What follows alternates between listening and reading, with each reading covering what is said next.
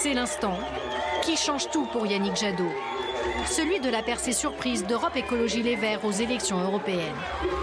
C'est une élection européenne, nous avons parlé d'Europe, nous avons parlé d'écologie. Les Français attendent des propositions, nous en avons fait. Et donc c'est un pari réussi, évidemment, nous sommes très heureux. Yannick Jadot n'est pas étranger à ce score inattendu.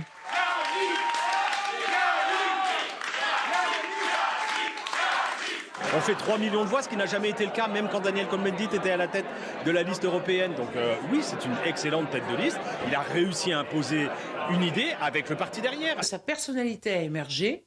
Le fait d'avoir vécu cette campagne européenne avec les nombreux débats, voyez, auxquels tous les Français ont assisté, a montré qu'il y avait une troisième voie. Celui qui incarne cette troisième voie a séduit les électeurs ces dernières semaines. En avril, Yannick Jadot n'était que la 18e personnalité politique à susciter le plus de sympathie auprès des Français. Un mois plus tard, il coiffe tous ses concurrents au poteau. Le nouvel homme fort des Verts est un écologiste de terrain. De 2002 à 2008, il dirige les campagnes de Greenpeace et n'hésite pas à des actions coup de poing. Vous n'allez rien faire, monsieur, contre ces pratiques illégales, contre ces manœuvres extrêmement dangereuses?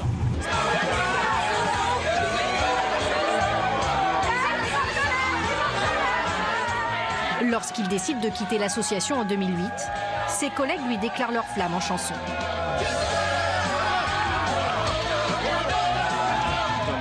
Incontestablement. Après le militantisme, Yannick Jadot se lance en politique. Il participe à la fondation d'Europe Écologie. Fini l'idée que les écolos sont les suppléments d'âme, mais que quand c'est sérieux, ça doit être le PS ou l'UMP. Non, les écolos peuvent gérer des régions. Le pari est réussi. En 2009, une vague verte emmenée par Daniel Cohn-Bendit déferle aux européennes. Yannick Jadot fait son entrée au Parlement européen. Là-bas, l'eurodéputé interpelle les dirigeants des institutions sans ménagement. Vous prétendez parler au nom des citoyens européens et qu'est-ce que vous leur direz, Monsieur Juncker, quand la Commission fera enfin son boulot sur les perturbateurs endocriniens et que Bayer et Monsanto feront condamner l'Europe pour les mesures prises? L'eurodéputé poursuit aussi son engagement à l'échelon national.